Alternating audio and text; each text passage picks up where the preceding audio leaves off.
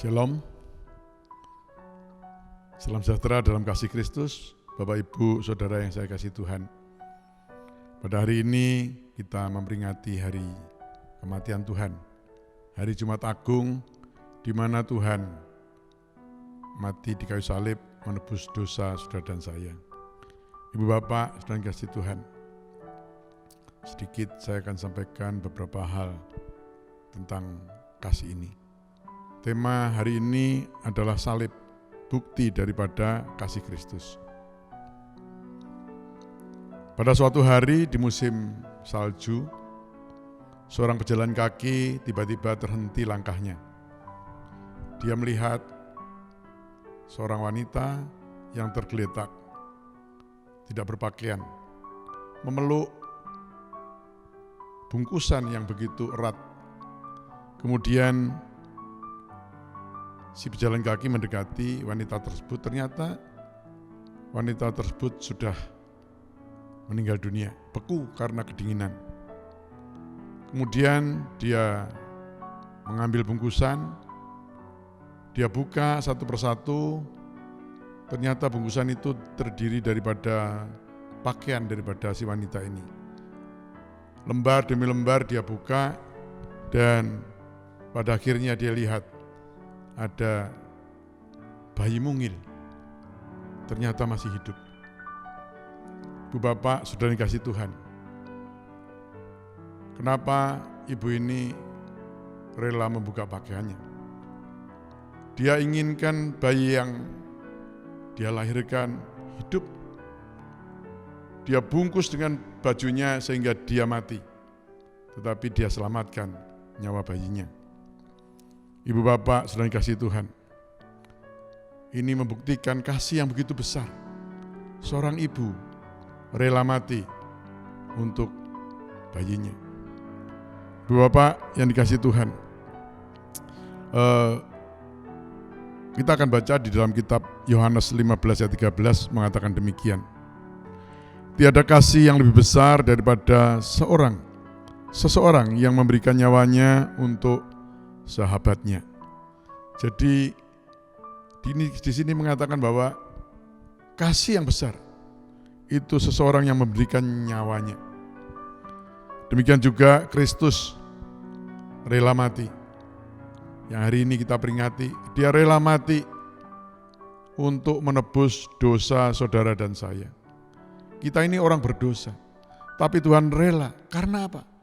Karena kasih-Nya, karena cintanya, dan itu diwujudkan pada puncaknya adalah di kayu salib. Pada hari ini kita akan belajar di mana salib itu bukti daripada kasih Kristus. Pada hari ini kita akan belajar apa kata-kata yang dikeluarkan oleh Tuhan di kayu salib. Ada 7 kata Tuhan di kayu salib. Ibu Bapak yang dikasih Tuhan, yang pertama di dalam Lukas 23:24, Yesus berkata demikian. Ya Bapa, ampunilah mereka, sebab mereka tidak tahu apa yang mereka perbuat. Ini membuktikan bahwa Tuhan itu sangat mengasihi orang-orang yang notabene diselamatkan oleh Tuhan, malah menyalibkan Tuhan, menghina, menghujat, dan menghukum Tuhan mati di kayu salib. Tetapi tidak ada kata-kata hujat daripada Tuhan. Yang ada yang keluar daripada mulut Tuhan adalah pengampunan. Dia berdoa, ya Bapa, ampuni mereka, karena mereka tidak tahu apa yang mereka perbuat. Ibu Bapak, saudara yang kasih Tuhan, Tuhan berdoa supaya Bapak mengampuni orang-orang yang menyalibkan Dia. Ini membuktikan bahwa Tuhan itu mengasihi orang-orang berdosa, termasuk saudara dan saya. Yang kedua, Ibu Bapak yang dikasihi Tuhan, di dalam Lukas 23:43 demikian firman Tuhan. Aku berkata kepadamu, sesungguhnya hari ini juga engkau bersama aku di Firdaus. Ini yang dikatakan Tuhan kepada penjahat yang di sampingnya. Penjahat ini begitu bejahatnya, sehingga dia layak mati di kayu salib. Tetapi saat-saat kritis, dia berkata kepada Tuhan untuk ingat. Dan Tuhan katakan pada saat itu juga, dia berkata, aku berkata kepadamu, pada hari ini juga, engkau bersama-sama aku di Firdaus. Ibu Bapak yang dikasihi Tuhan, Tuhan yang penuh kasih. Di saat itu saya yakin Tuhan juga kritis. Dalam keadaan sakit berat karena cambukan, karena mahkota duri, karena paku yang di tangannya, paku di kakinya. Tetapi dia masih ingat, masih peduli kepada penjahat yang di sampingnya. Itu menunjukkan kasih yang begitu luar biasa yang dibuktikan oleh Tuhan lewat perkataan di kayu salib, bahwa pada hari ini engkau bersama-sama aku di Firdaus. Bu Bapak yang dikasihi Tuhan, ini perkataan yang kedua. Perkataan yang ketiga, mari kita baca di dalam Lukas 23 ayat yang ke-46. Demikian firman Tuhan, ya Bapa, ke dalam tanganmu kuserahkan nyawaku. Ibu Bapak yang dikasihi Tuhan, ini membuktikan kasihnya kepada Tuhan, kepada Bapaknya begitu besar. Dia tidak marah karena harus mati di kayu salib. Dia tidak marah karena harus menderita. Tetapi benar-benar ikhlas. Benar-benar dia menyerahkan nyawanya kepada Bapaknya. Makanya dia katakan, ya Bapak, ke dalam tanganmu kuserahkan nyawaku. Dia menyerahkan nyawanya kepada Bapaknya dengan setulus hati. Ini membuktikan bahwa Yesus sangat mengasihi Bapaknya ya yang ada di surga. Kemudian yang keempat, ya kata Tuhan di kayu salib yang keempat. Demikian firman Tuhan Markus 15 ayat yang ke-34. Allahku, Allahku, mengapa engkau meninggalkan aku? Tuhan katakan, Allahku, Allahku, mengapa engkau meninggalkan aku? Ini membuktikan kasih Tuhan yang luar biasa. Dia sangat dekat dengan Bapa. Dia mengasihi Bapaknya. Sehingga dia katakan, Allahku, Allahku, mengapa engkau meninggalkan aku? Dia begitu dekat dengan Allahnya. Ya, dengan Allahnya. Kalau tadi dengan Bapaknya, di dalam ayat ini dia dekat dengan Allahnya. Dia katakan, mengapa engkau meninggalkan aku? Allahku, Allahku, mengapa engkau meninggalkan aku? Dia begitu dekat dengan Allahnya. Ya, Yesus sebagai manusia 100%. Yesus sebagai Tuhan 100%. Sebagai manusia, dia dekat dengan Allahnya. Dia katakan, mengapa engkau meninggalkan aku? Artinya dia begitu sangat dekat. Dia rasanya tidak rela Allahnya meninggalkan dia. Karena dia harus menanggung dosa manusia pada saat itu. Bu Bapak, saudara kasih Tuhan, yang kelima. Di dalam Yohanes 19 ayat 26 demikian firman Tuhan. Ini perkataan Yesus di kayu salib.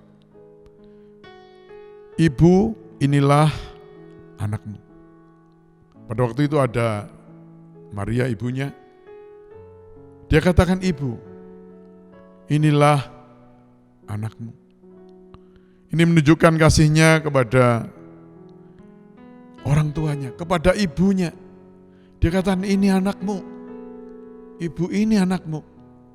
Saat menderita di kayu salib, dia begitu dekat. Dia rasanya tidak rela meninggalkan ibunya. Dikatakan, aku ini loh anakmu. Dia sangat menyayangi ibunya. Dia sangat menyayangi keluarganya. Ini menunjukkan begitu kasih. Kata-katanya begitu lembut. Dia katakan, ibu, ini anakmu. Kasihnya kepada ibunya luar biasa. Meskipun dia sebagai Tuhan, tapi sebagai anak, dia menghormati ibunya. Dia mengasihi ibunya. Ini menunjukkan kasih Tuhan yang luar biasa yang dia tunjukkan, demonstrasikan di kayu salib. Inilah ibumu. Ya. Ibu Bapak, saudara kasih Tuhan, inilah anakmu. Ya. Kemudian yang selanjutnya yang keenam. Ya. Yohanes 19 ayat 27 mengatakan, inilah ibumu. Ya. Ini menunjukkan kasihnya kepada murid-muridnya. Dia tunjukkan kepada murid-muridnya bahwa Maria adalah ibunya. Ya. Artinya ibu bapak yang dikasihi Tuhan, ibu Yesus adalah ibu murid-muridnya. Ya, dia mengasihi murid-muridnya. Dia akan meninggalkan dunia ini dan dia berkata kepada muridnya, ini ibumu. Artinya ibu bapak yang dikasihi Tuhan, Yesus juga sangat mengasihi murid-muridnya. Dia mengasihi ibunya, mengasihi orang tuanya, mengasihi murid-muridnya. Sehingga dia sampaikan itu di saat-saat kritis pada saat Yesus sedang di kayu salib. Dan selanjutnya yang ketujuh. Yohanes 19 ayat 28 mengatakan aku haus. Dan Yohanes 19 ayat 30 mengatakan sudah selesai. Ini artinya ibu bapak yang dikasihi Tuhan. Sudah selesai, sudah genap. Artinya misi yang diberikan Bapa, yang diberikan Allah Bapa untuk Yesus turun ke dunia menyelamatkan umat manusia sudah selesai. Dia tidak berhenti di tengah jalan. Dia tidak menyesal di tengah jalan. Meskipun jatuh bangun memanggul kayu salib, naik bukit Golgota, dicambuk, dimaki, disalibkan, dipaku di kayu salib, dia tidak pernah menyerah. Dia selesaikan tugas daripada Bapa. Dan saatnya selesai, dia katakan sudah selesai. Artinya ibu bapak yang dikasihi Tuhan, Yesus melakukan tugas pelayanan untuk menyelamatkan manusia. All out, tidak tanggung-tanggung, dia selesaikan sampai akhir. Ini menunjukkan bahwa Tuhan sangat mengasihi umat manusia, sehingga dia selesaikan tugasnya tuntas untuk menyelamatkan manusia. Meskipun dia harus melewati penderitaan yang berat, tapi dia selesaikan tugasnya untuk menyelesaikan tugas Bapa, menyelamatkan saudara dan saya dan umat manusia di dunia ini. Ibu bapak, saudara kasih Tuhan, seluruh kata-kata Tuhan di kayu salib menunjukkan betapa kasihnya Tuhan. Salib membuktikan kasih Kristus. Dia mengasihi umat berdosa, mengasihi saudara dan saya, mengasihi orang yang mencaci maki. Yang dia lepaskan adalah pengampunan dan pengampunan. Dia selesaikan secara tuntas, dia selesaikan di kayu salib untuk menanggung dosa isi dunia ini. Yang menjadi pertanyaan ibu bapak, saudara kasih Tuhan, apakah kita mau membalas kasih-Nya? Apakah kita mau mengikuti teladannya? Mau mengampuni? Mungkin hari-hari ini sekitar kita memberikan label yang kurang baik pada kita. Mungkin menghina kita, memfitnah kita. Apakah kita berhenti untuk mengiringi Tuhan? Apakah kita berhenti untuk melayani Tuhan? Mari kita ingat, Tuhan Raja di atas segala raja. Dia rela dihina demi menyelamatkan saudara dan saya. Mari ibu bapak, saudara yang kasih Tuhan, mari kita setia, mari kita mengasihi sesama kita, saling mendoakan, saling mengasihi, saling memperhatikan. Terlebih hari-hari ini, virus corona ini belum tuntas, masih terus berjatuhan korban demi korban. Orang menjadi takut, orang menjadi khawatir. Sebagai anak-anak Tuhan, mari kita saling mendoakan. Kita doakan keluarga kita, teman sepelayanan kita, bahkan bangsa kita. Sehingga di sini penyakit ini segera tuntas dan kita sebagai anak Tuhan makin bersatu. Makin luar biasa, makin mengasihi seperti Tuhan mengasihi saudara dan saya. Mari kita juga mengasihi sesama kita. Ya, jadi ibu bapak yang dikasihi Tuhan, biarlah di dalam Jumat Agung ini kita ingat penderitaan Tuhan dan kita ingat pengampunannya. Mari kita juga mau mengampuni sesama kita. Dan kita mengucap syukur pada Tuhan, karena Tuhan menyelamatkan saudara dan saya. Amin. Tuhan Yesus memberkati. Mari kita berdoa. Bapa Surgawi, kami ucap syukur dan terima kasih atas segala firman yang sedang Kau sampaikan pada kami. Kiranya Tuhan, Engkau terus memberikan berkat bagi kami, untuk kami bisa mengasihi sesama kami, untuk kami bisa meneladani Tuhan di dalam penderitaannya, di dalam kesesakannya, tetap terus melayani Tuhan, melayani Bapa dengan penuh tanggung jawab dan kesetiaan. Terima kasih, demi nama Tuhan Yesus kami berdoa dan kami ucap syukur. Amin. Kita akan masuk dalam perjamuan suci pada hari ini. Mari kita siapkan roti, kita siapkan anggur. Kalau ibu bapak sudah siap, mari ya kita bangkit berdiri, ya kita angkat roti ini tinggi-tinggi dan mari kita berdoa.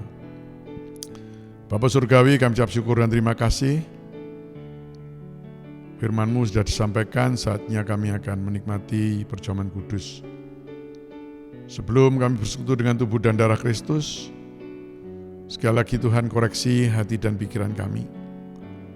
Masihkah ada salah, dosa ataupun pelanggaran? Ampuni kami Tuhan. Kuduskan, sucikan kami Tuhan. Layakkan kami bersekutu dengan tubuh dan darah Kristus. Kami percaya lewat persekutuan dengan tubuh dan darah-Mu Tuhan, hidup kami dipulihkan, hidup kami diberkati oleh Tuhan. Oleh karena itu layakkan kami untuk bersekutu dengan tubuh dan darah-Mu Tuhan. Terima kasih Bapa dalam surga. Kami akan masuk terus dalam perjamuan kudus ini.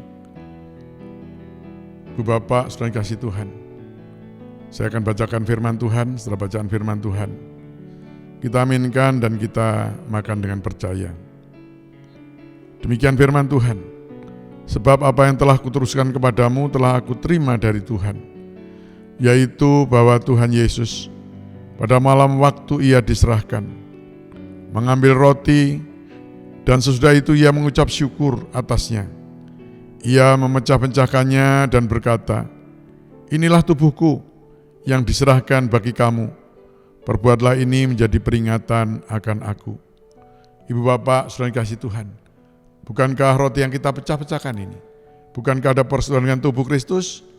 Amin. Dalam nama Tuhan Yesus kita makan dengan percaya.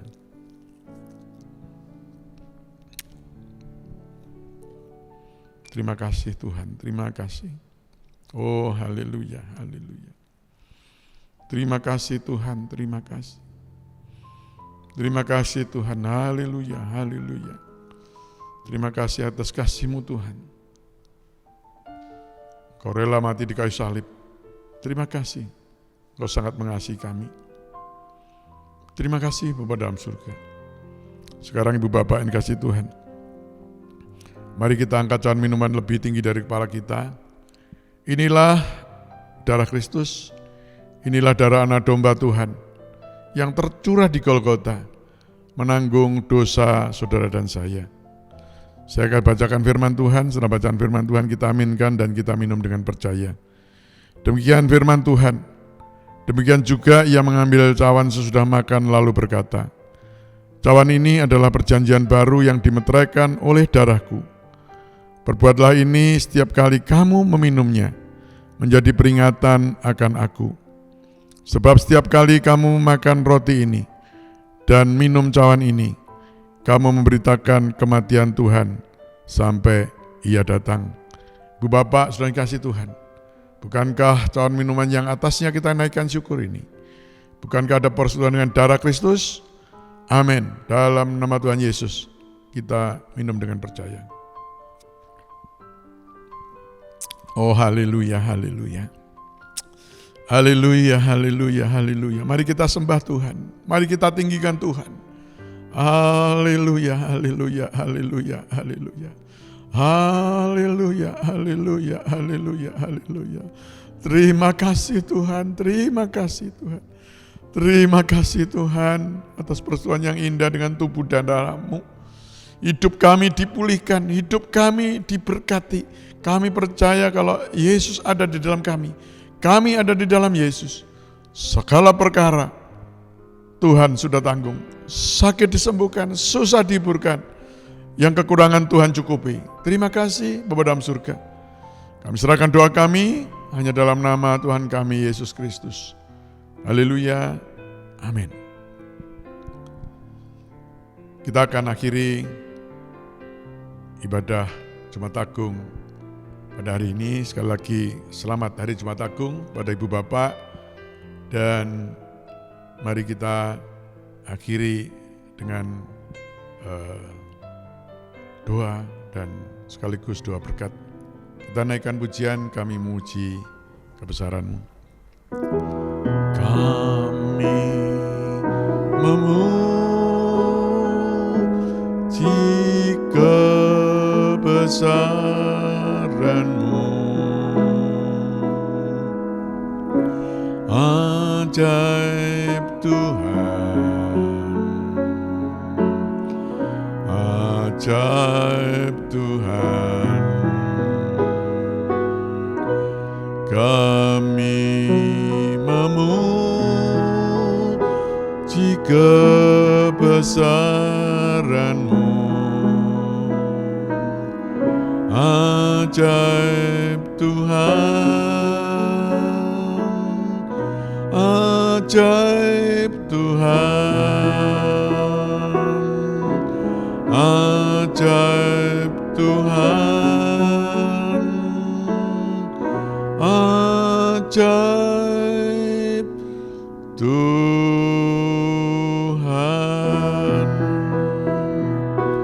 Kita angkat dua tangan kita pulang dengan berkat Tuhan. Ibu Bapak, saudara yang kasih Tuhan,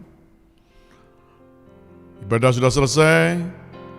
Saatnya kita kembali kepada aktivitas kita masing-masing.